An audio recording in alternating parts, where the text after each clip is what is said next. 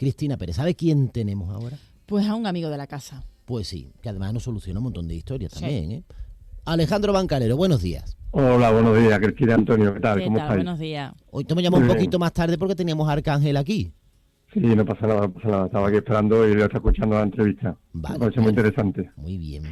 Pues tan interesante en otro registro es lo que tú nos traes. Bueno, voy a hablar de un par de temas, sí. ¿Vale? Uno es de las situaciones que se pueden producir y vamos, que de hecho es más común de lo que queremos, la posibilidad de que entre el casero que, bueno, en este caso el propietario, en el piso que tenemos alquilado, ¿no? Parece que, bueno, que en muchos casos la situación es clara, pero no todo el mundo lo tiene tan claro como, bueno, vamos a explicar un poquito para ver en qué caso pues, podemos entrar. Siempre, lógicamente, con la autorización, en este caso, de nuestro inquilino, ¿no? Del arrendatario. Y luego el otro día, y salía del juzgado, iba a visitar a un cliente y demás, y escuché, la semana pasada, estaba escuchando a Cristina, o estaba escuchando a vosotros en el programa, y era consecuencia de la señora, la madre biológica que habían detenido de Los Palacios, ¿no? Con respecto al tema de la menor, ¿no? Que se habían encontrado en un contenedor y todo eso, ¿no? Vamos a hablar un poquito de ese tema también, a lo que se puede, porque ya ha sido detenida y está en prisión, y luego vamos a hablar también un poquito del tema del delito de abandono de menores, ¿no?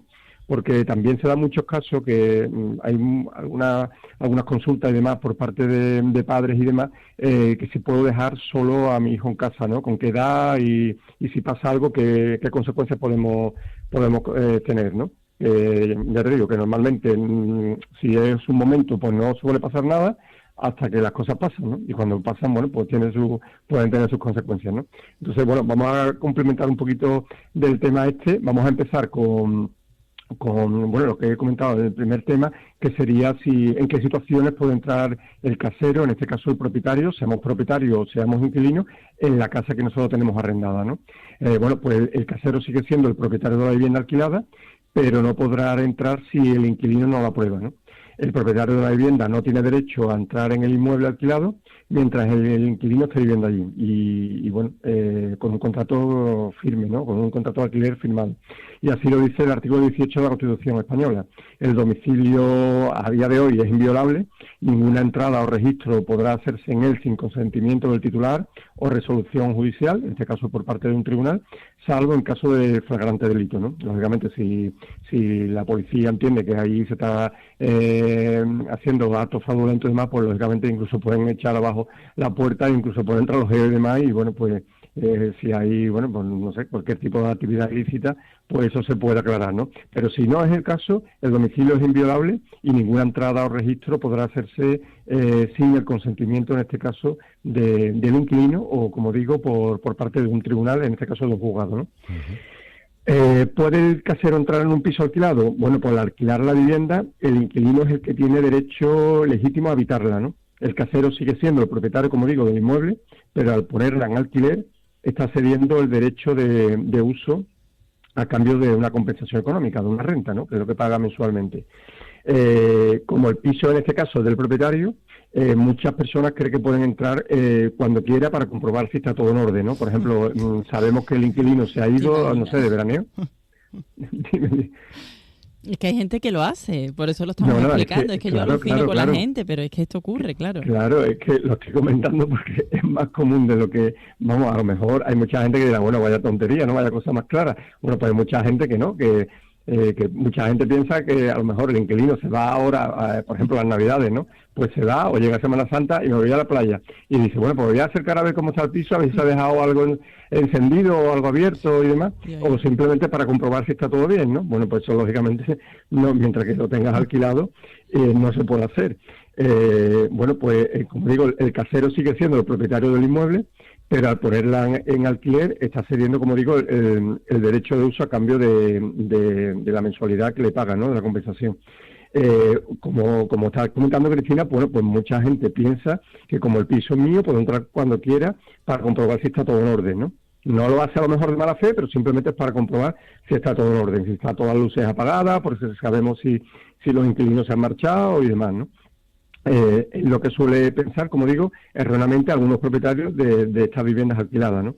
pero no más lejos de la realidad. Vamos, al poner la vivienda en alquiler, aunque se conserve la propiedad, se pierde la posesión legítima. La posesión legítima ahora mismo la tienen los arrendatarios, de acuerdo con el artículo 433 del Código Civil. ¿Y qué puede pasar si el propietario, en este caso, bueno, pues el inquilino se entera de que el propietario ha entrado en su vivienda, ¿no? Pues lógicamente, bueno, puede tener una desagradable sorpresa, porque puede, en este caso, el arrendatario puede ponerlo en conocimiento a través de una demanda, y estamos hablando de un delito de allanamiento de morada, ¿no? Regulado, o sea que es un delito penal, regulado por el artículo 202 del Código Penal, y se castiga con una pena de prisión de entre 6 meses y 2 años. O sea que el tema no es baladí. Por ejemplo, vamos, comento este tema porque en los últimos días me han llegado algunas señoras y tal, algunas señoras mayores y tal, y algún señor también comentando que bueno, que me había enterado que el inquilino se había marchado a la sierra ahora en Navidades y tal, y resulta que creía que sabía, o que él veía que en el apartamento había luz y demás, ¿no? Y simplemente había entrado para ver si efectivamente, claro, que había entrado a ver si efectivamente se habían dejado luces encendidas y demás. Pues lógicamente eso no se puede hacer. Lo único que si nos percatamos de que hay una luz encendida y tal, pues lógicamente habría que comunicárselo a ellos y que ellos te den autorización, ¿no? Efectivamente, que nos den autorización. Vale, porque ya te digo, no nos podemos llevar la desagradable sorpresa de que nos puedan presentar incluso una denuncia por un delito de allanamiento de morada. ¿Qué es lo que se suele recomendar en estos casos? Bueno, cuando el inquilino ya se ha firmado toda la documentación y entro como inquilino el primer día, pues se puede cambiar la cerradura, ¿no? Lo más recomendable es cambiar la cerradura como medida de seguridad, ¿no? Para que solo el inquilino tenga la llave de la entrada al domicilio, ¿no? El inquilino tiene derecho a poder cambiar la cerradura. Se recomienda avisar al casero, se puede avisar de que se ha llevado a cabo el cambio de la cerradura, modificación de la cerradura. Lo cierto es que no existe ninguna ley que lo advierta, ¿no? Pero sí sería recomendable poderlo cambiar, o simplemente decirle, oye, mira, que a partir de hoy, si vemos que es una persona mayor y que a lo mejor nos insiste mucho y tal, de cómo está el inmueble y tal, bueno, pues decirle que ahora mismo tengo alquilada la vivienda y que lógicamente yo respondo de ella, ¿no? Y que en principio no, que no puede entrar mientras que él no la autorice, ¿no? ¿Qué pasa si hay algún tipo de reparación? Por ejemplo, estamos mojando, imaginemos que es una vivienda que es una segunda planta y estamos mojando al piso del primero, ¿no? Por un tema de agua, ¿no? Tanto del váter o de cocina y tal. Bueno, pues lógicamente habrá que ponerlo en conocimiento del propietario y con la autorización, en este caso, pues lógicamente podemos ir o podemos mandar en este caso a la compañía aseguradora o en este caso a alguna persona que repare esa avería, pero siempre, como digo, con el consentimiento del arrendatario, ¿no? Que es en este caso el inquilino, ¿no? Por tanto, como digo, si el casero quiere entrar al interior de la vivienda, solo lo que tiene que hacer es llamar, en este caso, y comunicar, solicitar dicho permiso, ¿no? Y el inquilino, en este caso, puede aceptar o denegar dicha petición. ¿Qué pasa si el propietario en el contrato aparece, por ejemplo, un contrato de 5 años, ¿no? Y el propietario en este tiempo, bueno, pues decide que está cansado un poco del alquiler o simplemente que necesita hacer liquidez, necesita dinero y quiere vender la vivienda, ¿no? Bueno, pues el propietario puede decidir si quiere vender la vivienda, como es lógico, como decimos, sigue siendo el propietario de la misma, pero a la hora de realizar las visitas, para que el comprador pueda tomar la decisión, teniendo en cuenta lo indicado conforme a lo que establece la Constitución española, no podrá obligar al inquilino a recibir visitas en su domicilio, ¿no? Lo más habitual es que el propietario llegue a un acuerdo, en este caso con el inquilino, para poder mostrar la vivienda, pero si éste se niega, el casero no puede obligarlo y por tanto no le queda más que esperar la fecha de extinción del contrato. Por ejemplo, si se ha firmado un contrato de 5 años y este es el 4º año, pues habrá que esperar a enero del año que viene que finalice el contrato y a partir de ahí, bueno, pues habrá que comunicarle por medio de Burofax al arrendatario que no se va a continuar con el alquiler y ya a partir de una vez que volvamos a tener la posesión del inmueble, la propiedad la tenemos, pero no la posesión, ¿vale? Que es el tema de las llaves y quién mora, quién utiliza en este caso la vivienda, esa es la posesión.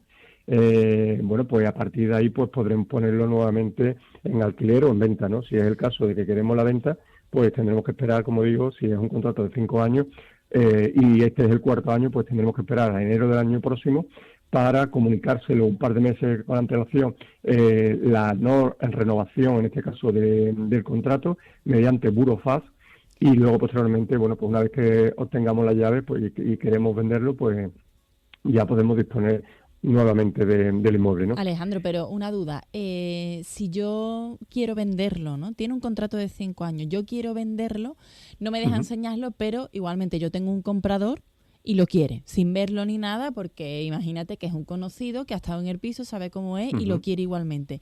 ¿Puedo venderlo aunque se niegue el inquilino? Sí. Vamos, si tienes un señor, o en este caso una persona interesada y quiere comprarlo, simplemente incluso si tiene hipoteca y demás, es subrogarse, simplemente sustituir la hipoteca que tú tienes, en este caso por la del nuevo propietario, y te vas a notaría directamente y lo firmas.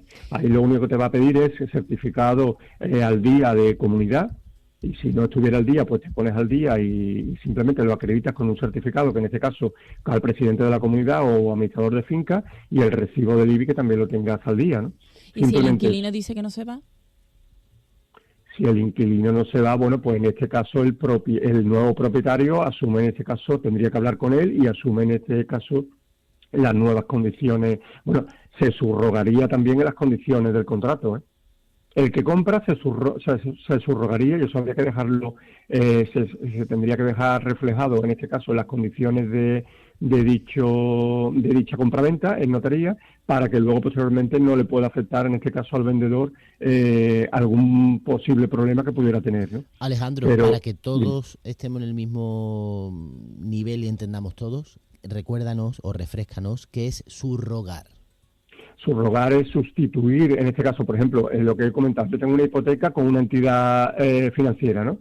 Con una entidad bancaria, yo tengo una hipoteca, bueno, pues la persona que me quiere comprar la vivienda habla con mi banco, o en su propio caso con su banco, y la hipoteca que tengo actualmente, si tengo, por ejemplo, me queda una hipoteca de 60.000 euros, bueno, pues yo hablo con mi entidad financiera y yo me subrogo la hipoteca de esos 60.000 euros. Yo continúo con esa hipoteca, pero en vez de estar a mi nombre, Alejandro Bancalero, pues está a nombre de Pepito Jiménez, de Pepe Jiménez. ¿Vale? Y Pepe Jiménez que subrogar son las condiciones. Te puedes subrogar en las condiciones, en este caso, del préstamo que yo tengo, o bien hablar con tu propia entidad. Tú tienes una entidad particular, una entidad financiera distinta a la mía, y entonces tú puedes hablar con tu banco y decir, mira, yo estoy interesado en comprar esta vivienda que está, no sé, en Marqués de Nervión, o por decir una zona, o no sé, o en el Parque Alcosa, y yo quiero comprar la vivienda a este señor. Este señor tiene una hipoteca de 60.000 euros y yo quiero que me deis estas condiciones. Es negociar con el banco tipo de interés y demás, y en el momento que tengamos eso, pues nosotros vamos a seguir pagando esos 60.000 euros, la hipoteca nuestra se cancela, entonces todo eso se hace en ese acto en notaría. Lo único que, como le he comentado también a Cristina, lo único que haría falta también, aparte si tiene hipoteca, bueno, pues eso, el certificado de deuda, que me acredite, en este caso, mi entidad bancaria, el certificado de deuda que tengo, el certificado de comunidad, que estoy al día, y el certificado, en este caso, de IBI, que también, en este caso, recibo de IBI, que estoy al día. Vale. ¿Que no tengo hipoteca? Pues nada, simplemente yo me subrogo. Si tengo contrato de alquiler, pues asumo, en este caso, como me decía Cristina, asumo, en este caso, el alquiler que tiene, en este caso, el vendedor, y yo ya acuerdo con él las condiciones y demás. ¿Que le queda un año? Bueno, pues yo asumo ese año. ¿Que yo quiero extinguirle el contrato? Bueno, pues yo ya le tendré que mandar un burofax y ya, bueno, pues, pero en este caso libero, en este caso, al vendedor. Vale.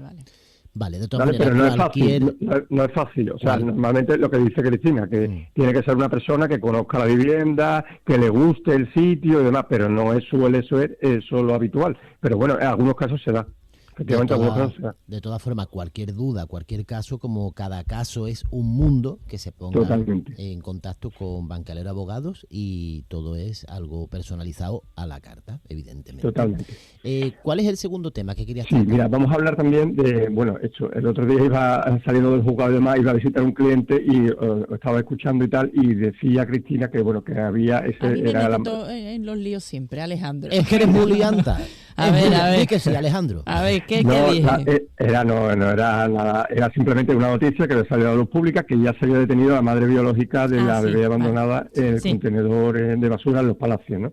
Entonces, bueno, en principio a esta señora lo que la madre biológica se le acusa, en este caso ha sido detenida y se le acusa de 2 delitos, uno de asesinato en grado de tentativa y otro de abandono de menor, ¿no?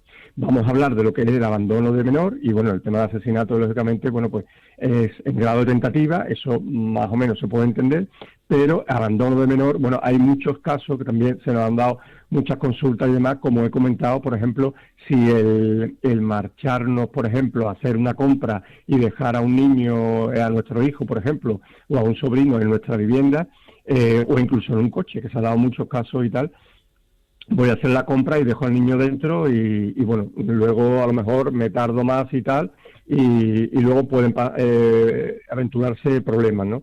¿Qué puede pasar en estos casos? Bueno, pues ya os digo, el tema del delito de abandono de menores viene estipulado en el artículo 229 del Código Penal. Como podéis ver, bueno, pues como estamos hablando de abandono de menores, es un delito, ¿no? Está regulado, como digo, en el marco del derecho penal familiar. Se prevé la comisión del delito por la persona encargada de su guarda, ¿no? Se establecen penas mayores para el caso de que tales personas fueran los padres, tutores o guardadores legales, ¿no? Y más altas todavía cuando por las circunstancias del abandono se hayan puesto en concreto peligro de vida, ¿no? Con respecto a este menor, ¿no? Este menor o menores, ¿no? Peligro a la vida, salud, integridad física o libertad sexual del menor de edad, ¿no? O de la persona con discapacidad necesitada de especial protección.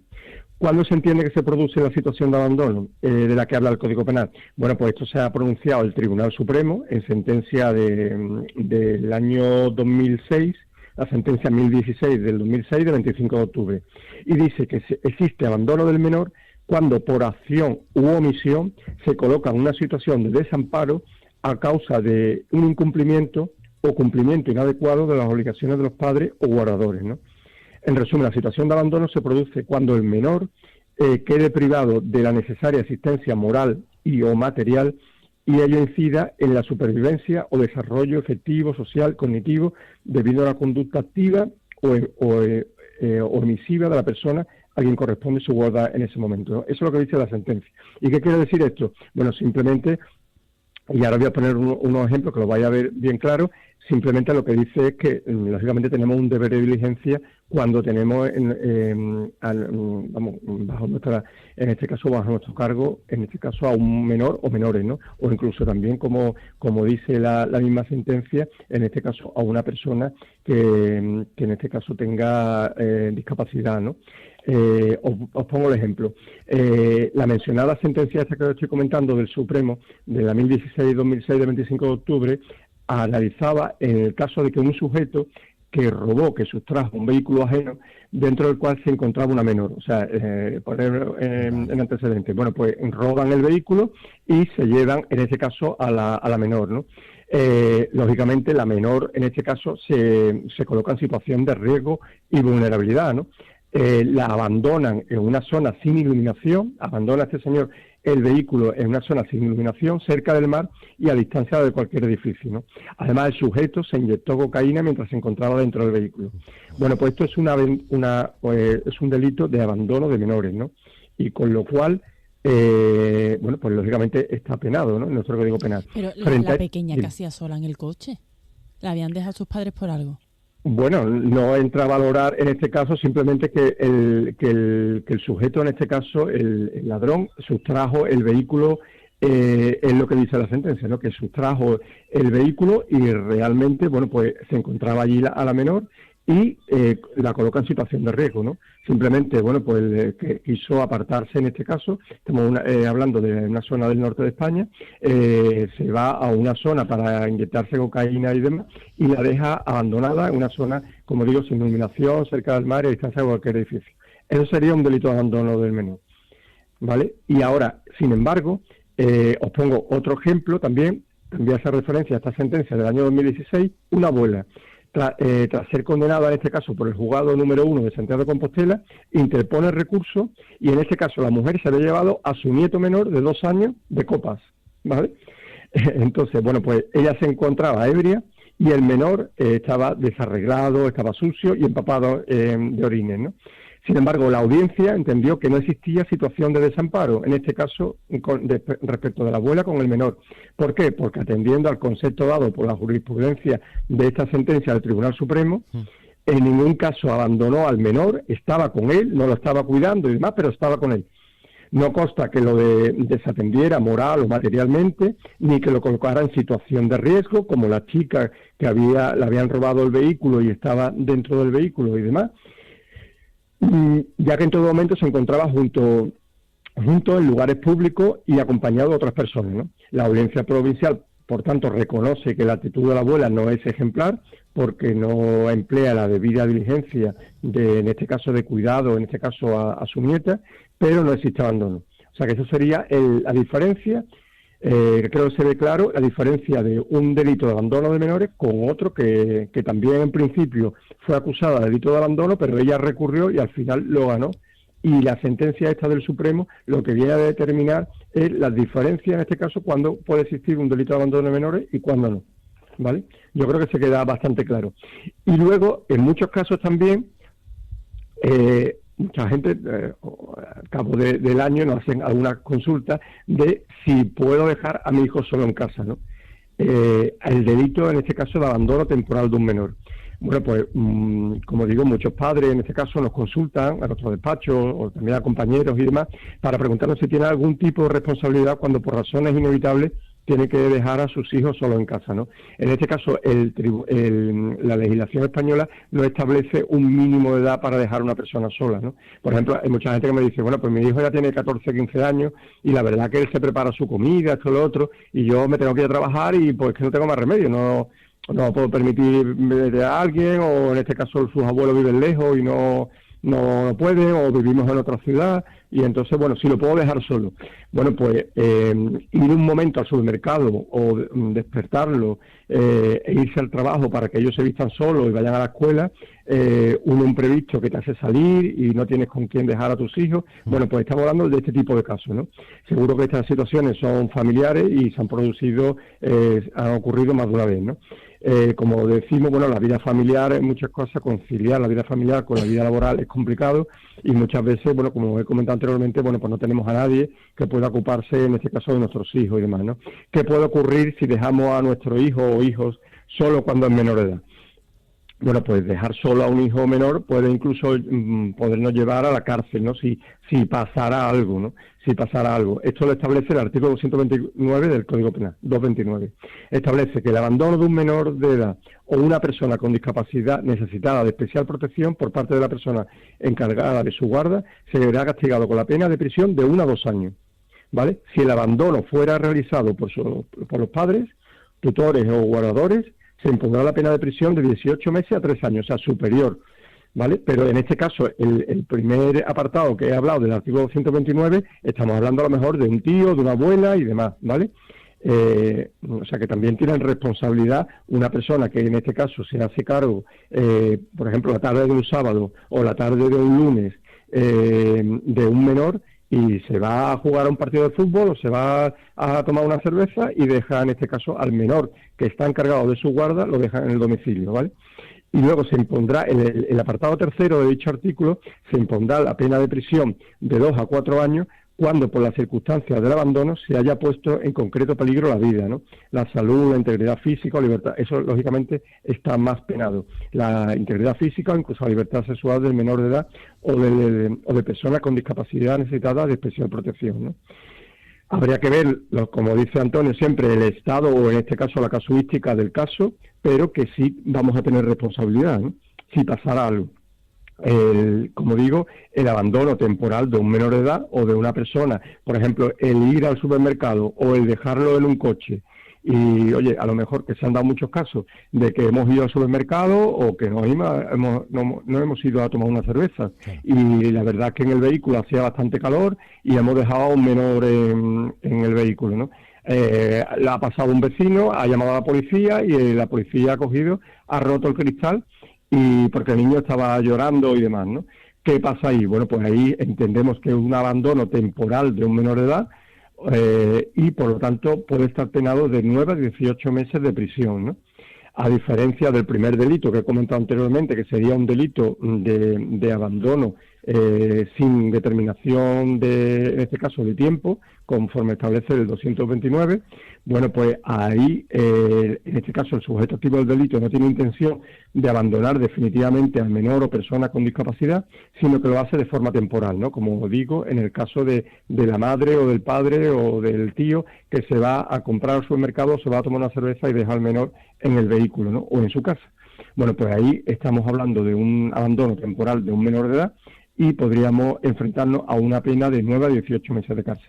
¿Qué pasa? Esto lógicamente es si se da la circunstancia del caso que estoy comentando. El niño empieza a llorar, los niños empiezan a llorar en el inmueble, el vecino lo escucha, llama a la policía y la policía empieza a llamar al timbre y ve que no abre nadie y llama a los bomberos y echan abajo la puerta, ¿no? Se encuentran allí a un par de menores que están solos y llorando, ¿no?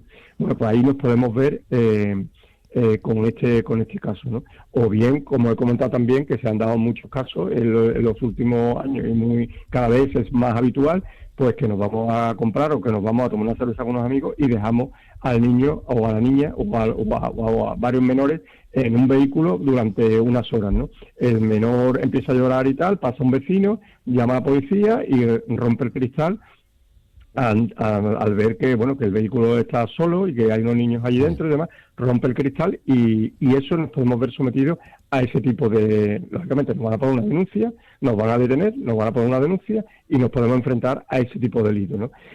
Son numerosas las sentencias que han condenado a padres que dejan solo a sus hijos, o sea que no es una cuestión baladí, que hay muchas sentencias ya, y que tras la denuncia de un vecino, que como digo, que oyó gritos o llanto de un menor, fueron imputados por la policía, ¿no? Al constatar, como he comentado anteriormente, que los menores se llevan solos en el domicilio, o en este caso del interior de un vehículo, por lo que recomendamos, lógicamente, evitar estas prácticas que, por desgracia, son más comunes de la que podemos imaginar, ¿no? Por eso hoy lo hemos traído a colación, porque, ya os digo, son demasiadas cada día más los casos que se están dando, ¿no?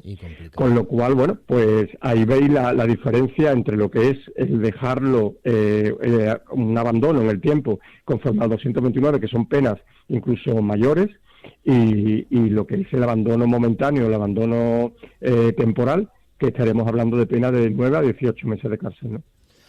Perfecto. Querido Alejandro, muchísimas gracias un martes más. A vosotros, como siempre, buena semana para todos y nos seguimos hablando. Igualmente. Un beso, Alejandro, gracias. No, igualmente, un abrazo hasta ahora.